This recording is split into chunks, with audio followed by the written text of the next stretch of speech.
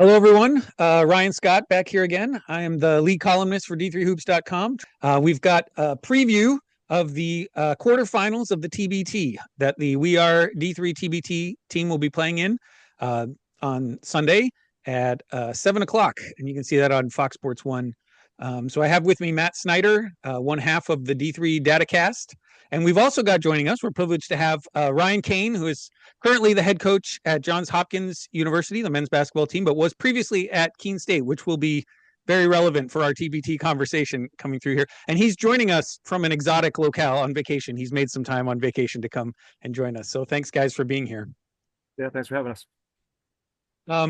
Matt, if you can give us sort of a rundown the three games that We Are D3 has played so far and where we are today for those who maybe have just been following along on Twitter to know what's actually happened on the court. Yeah, happy to. We Are D3 has won 3 games so far. So in game one, they defeated Lane's Hope 75-41. This was a game that We Are D3 really controlled. They built up to like a 20-point lead at one point, and we're up 14 going into the Elam ending. This tournament uses the Elam ending format, which is a little bit different for basketball fans. But Lane's Hope really went on a run. In the Elam ending, We Are D3 found it difficult to score, but Nichols really controlled the end of that game, scored the final 4 points to secure the win for We Are D3 and really stave off what could have been an epic choke job, but really ended up being a nice win for We Are D3. In game one there, Nichols had 20 points, which led all scorers. Nichols, of course, of Keene State. Marcus Azor, Mass-Dartmouth product had 17 points. Sam Peak from Wesleyan had 14 points. That moved them on to game two, where they played Boeheim's Army, which is largely a Syracuse alumni program. And We Are D3 won that game 81-78. They fell down early by about 10 points in that game, playing against like a bigger, maybe more physical team than they were used to from game one. But they were able to kind of claw back, keep it close, and take a lead in the start of the fourth quarter. And things got really tight there throughout Elam ending. Was kind of back and forth. We Are D3 was able to maintain a couple point lead. But once again, it was Nichols who had the game winner, got a tough drive and kind of a runner off the glass in the lane to put We Are D3 on to the next round. Nichols, in this game, I think it was very obvious he was the best player on the court. The other team, the Syracuse alumni team, had a couple of former NBA players, guys who had a cup of coffee or more in the NBA. Nichols had 36 points. Every one of them was huge for We Are D3. Demetrius Underwood was also big. He was from Texas Dallas in his D3 days. He had 14 points. Christian Parker from Mount Union came off the bench, had a big 10 points and 8 rebounds there in game two in the win over Boeheim's Army. That put them on to the third round. They've defeated the Stars of Stores. That's a UConn alumni program. They won that game 76-68. This game kind of followed a similar path as game two.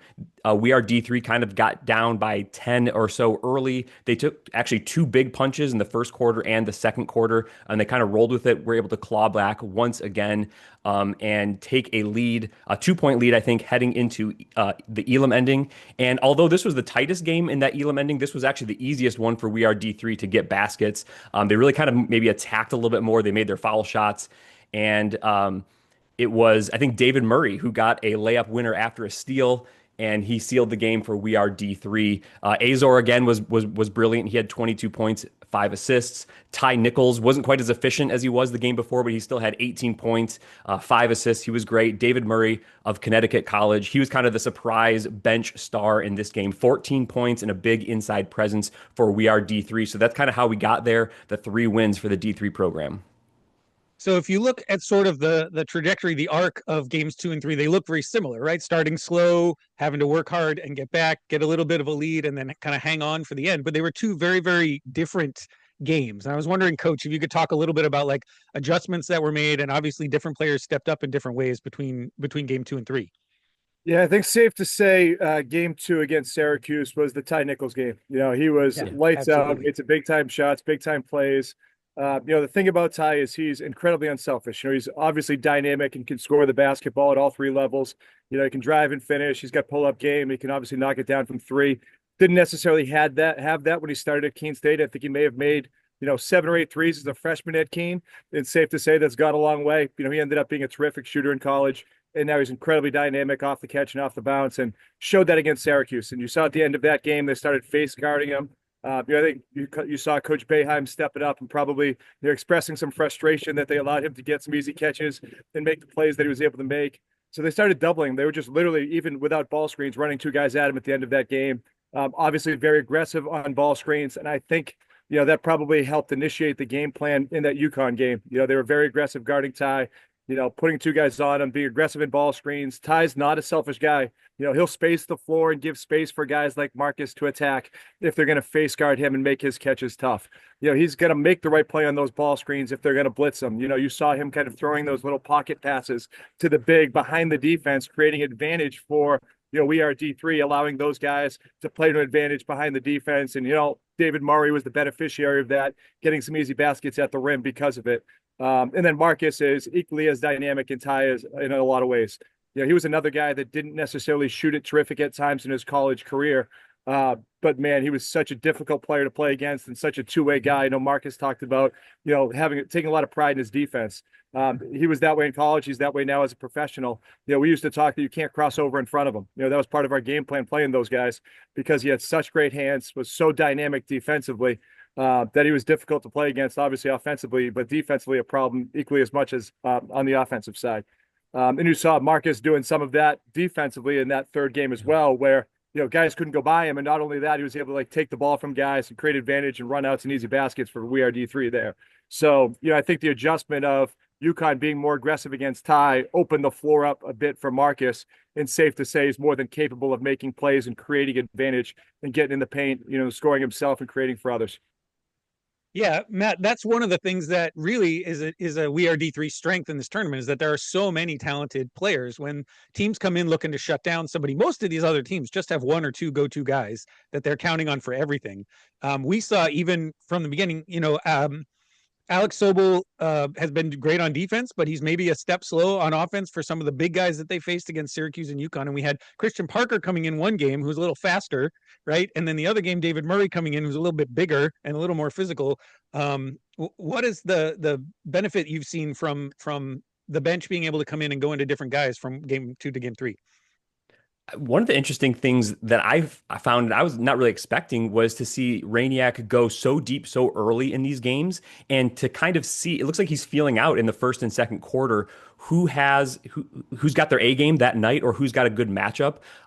We saw I think it was the Syracuse game was really big minutes from Christian Parker and even Sami Willoughby in there. And then the third game, it was more of that David Murray and Tom Quarry kind of mix. And I think he's feeling it out as the game goes on. I was really surprised to see him go that deep, but having as big of a bench as they have with as many bodies, they can really find what works in that game. And then we see down the stretch, he sticks with whoever's got it, whoever's working that game. And any guy, they're all used to having big roles from their college team. And I'm not as familiar with their roles on their professional teams, but they're all used to the big moment if they need it. And so we've seen guys step up and make big shots, make big plays, whether it's, rebounding, whether it's defensively or scoring when needed. And using some of the experience, right? Underwood, who's been in this tournament a couple of years, was big in the first couple of games. And then you've seen against UConn, it was really Hank Morgan who has taken a lot of the minutes that he had, who really didn't look like it was a little bit deer in headlights at the beginning of the first couple of games. And he had to adjust coming right out of college, right? He hasn't seen some of these guys and the looks for that, but being able to step up and play huge minutes against UConn. I want to talk about some of these guys individually, but we want to take advantage of Coach Cain being here to talk a little bit. You mentioned Ty already and being able to coach and recruit him. The difference he is after, 7 or 8 years as a pro from what he was coming out of college. There's still, even graduating, a lot of raw ability there that hadn't been fully realized. How do you see that he's grown since you were working with him to the player he is now? Yeah, I mean, obviously he was tremendous in college. I think his senior year, Brian, I think you mentioned it on social media.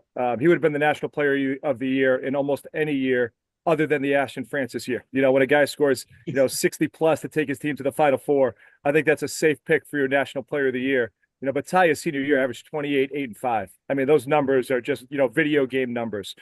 He was an incredible shooter. I think he had 7 or 8 threes in a game for us his senior year. So safe to say his ability to shoot the basketball had evolved over his college career.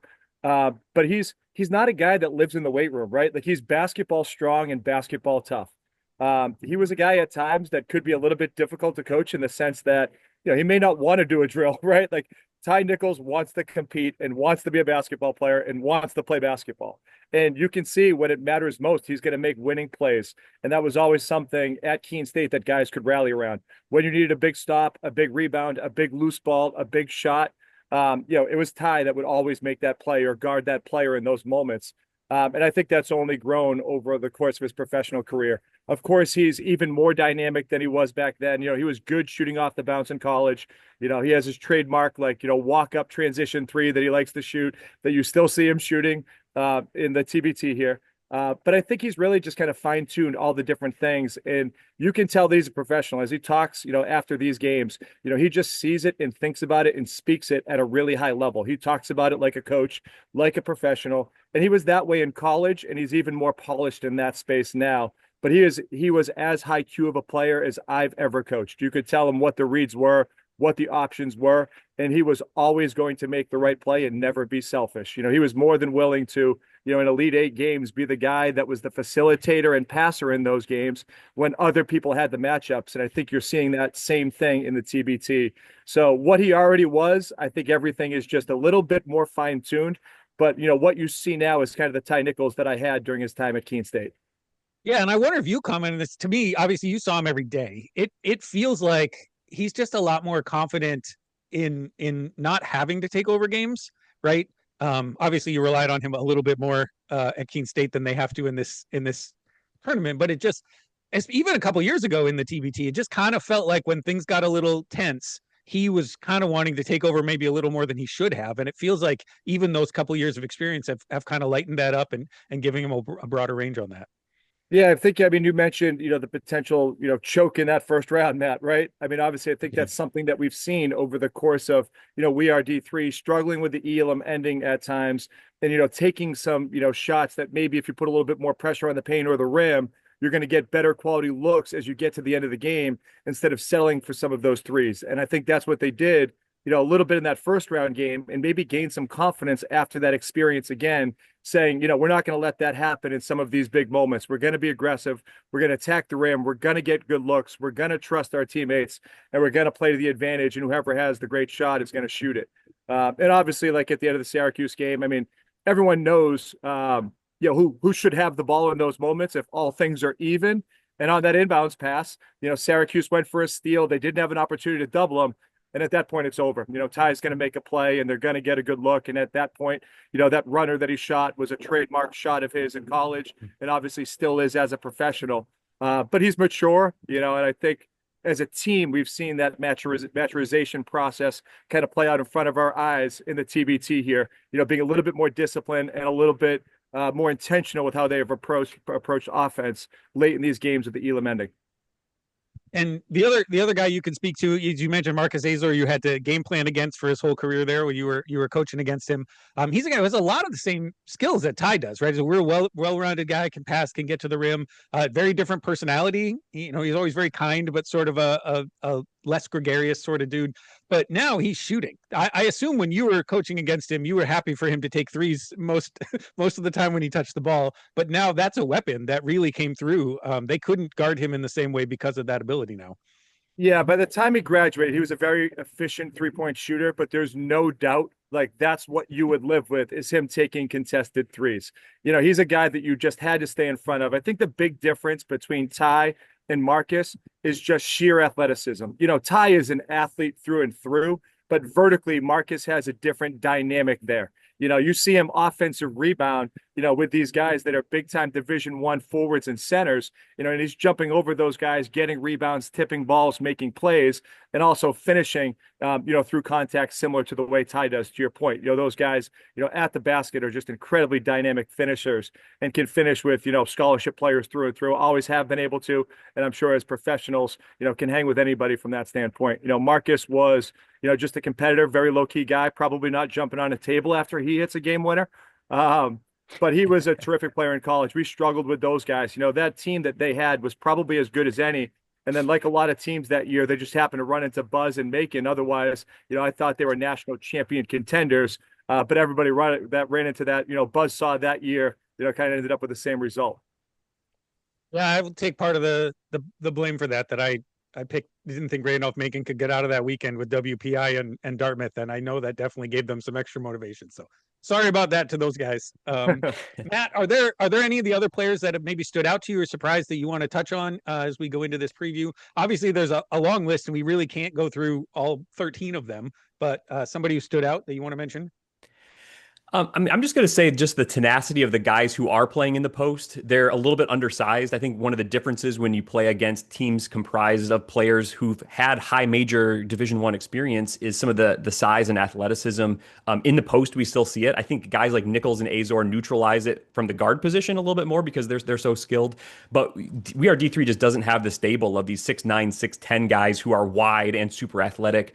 But, Sobel, Parker, Murray, Quarry, even Sami Willoughby, he's a lot undersized, like height-wise, against some of these guys. But We Are D3 won the rebounding battle in the first 2 games, and even against the UConn team, they were, I think it was a pretty close rebounding margin. So they're going after it. They're trying to go up and get rebounds, and they're fighting tough in the paint. I think UConn went into that third game with the mentality is we're just going to be as physical as possible and try to intimidate them down low.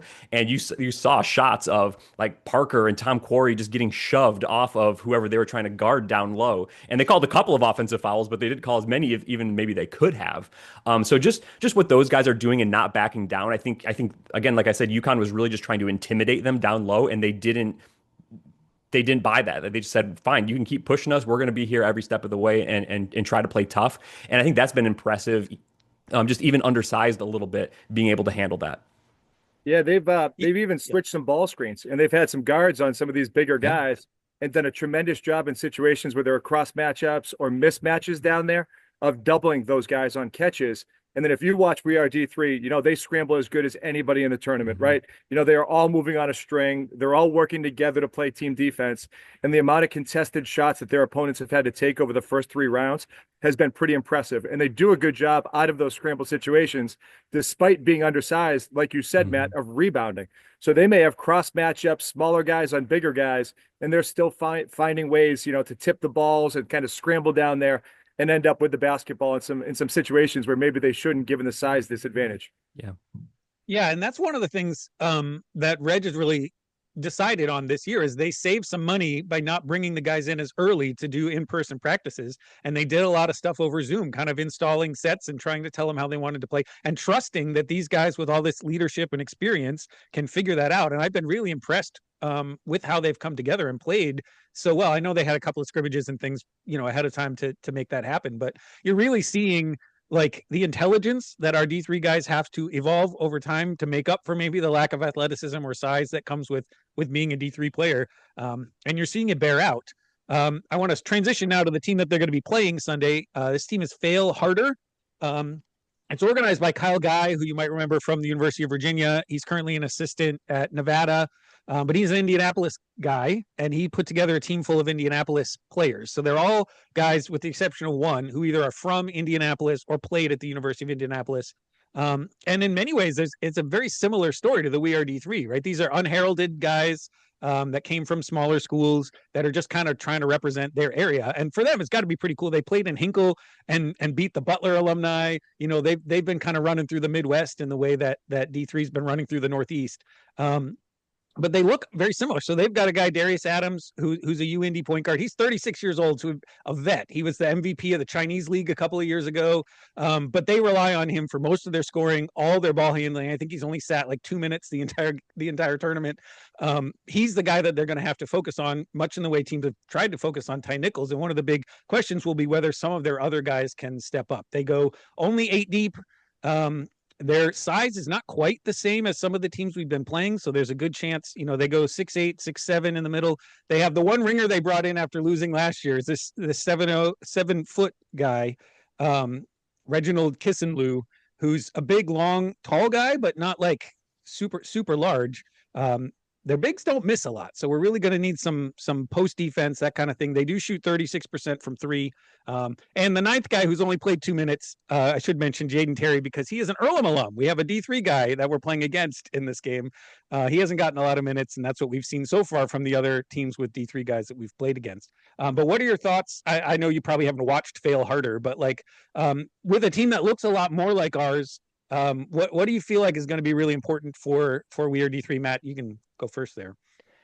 Yeah, I mean, I think this on paper is a team size wise and maybe background wise, D3 matches up the best with. It's kind of like D3 or D2 NAIA type guys that are on this roster. It seems like to me. You're right. I haven't watched a ton of them, but they've kind of had almost as impressive as a run through this tournament as we are D3. So again, a team that, maybe the shoe's on the other foot, we shouldn't take lightly and look past them and say, well, they're a number 7 seed. It's the easiest matchup that we are D3 has had in the tournament. But it's going to be really interesting because the sizes really do, I think, match up more for We Are D3 to see, what that looks like.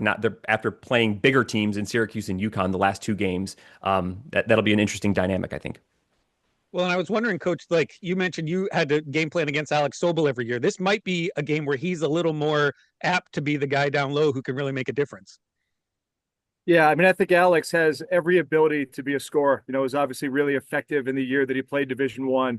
Incredible post score. He can even catch it in space and, kind of like make some moves with his back to the basket, square up, face up, take a dribble or two, and go finish. He's got every ability to do it. So this definitely could be the kind of game where, he has that opportunity. I do think it's, another game where we might try to break teams down, like over the course of the game with our depth, with the pace that we play at, with the ability to have dynamic guards creating in ball screens or in isolation. If we can get to, those spots early in offense, create that space for these guys, I'm sure we'll try to play with a lot of space and utilize that depth.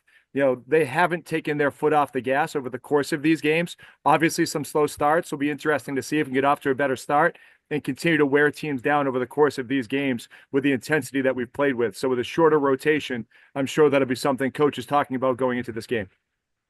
Yeah, one of the things I noticed, and I know you Datacast guys have been pointing out every game, is the rebounding. One of the things with Fail Harder, I went through their box scores. They have only had one guy have fewer than 3 rebounds in any of their 3 games. Like all 8 of the guys have had 3 or more rebounds in every game, which is kind of the same thing that our team has been doing. But that's going to be real difficult. They got to make sure they win on the boards. They're not going to slack off like some of these bigger teams have kind of been doing on the rebounding. But looking forward to this as a really good game and a tough matchup, and maybe one where nobody's actually an underdog for the first time on either team's route through this. So we might get some more X's and O's basketball as we go along. Any other thoughts about the team? I want to just kind of start wrapping up here, but any other thoughts and anything you want to say about the team so far? I mean, I just want to underscore again, we've talked about it, but the depth that We Are D3 has, I think that's going to be a big factor in this game against Fail Harder, who has, I think, only 8 or 9 guys on the whole roster.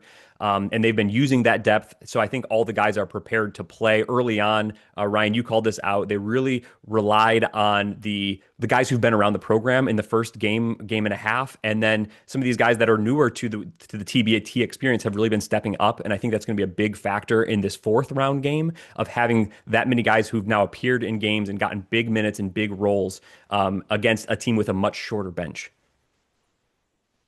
Oh yeah, I'm excited to see how they try to approach our guard play. I know Coach has mentioned that we have the best backcourt in the TBT, so it'd be interesting to see like what they do to try to take those guys away. Very difficult to take both of them away, and then you have guys like Sam Peak that can step up and make plays, and tons of guys around it that can play to their strengths and contribute. But I'm very interested to see what they decide to do, with Ty and Marcus. Those guys I think are as dynamic as anybody in this tournament. It'll be fun to watch what kind of game plan they have going into this one.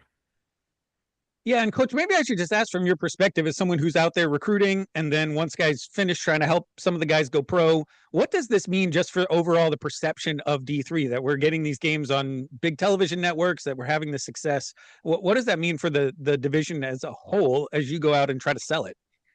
Yeah, I think it's, twofold. It's obviously easy to recruit as you can highlight the experiences that these guys are having, whether it's through this tournament or the professional careers that these guys are having. And then for these guys that are professionals and for our level, I think it highlights that, our level can play with other big time scholarship, high major Division I basketball players as these guys come out of school. There's no gap between, Syracuse and UConn guys, and Ty Nichols and Marcus Azor that are, making the plays that these guys are making in the tournament.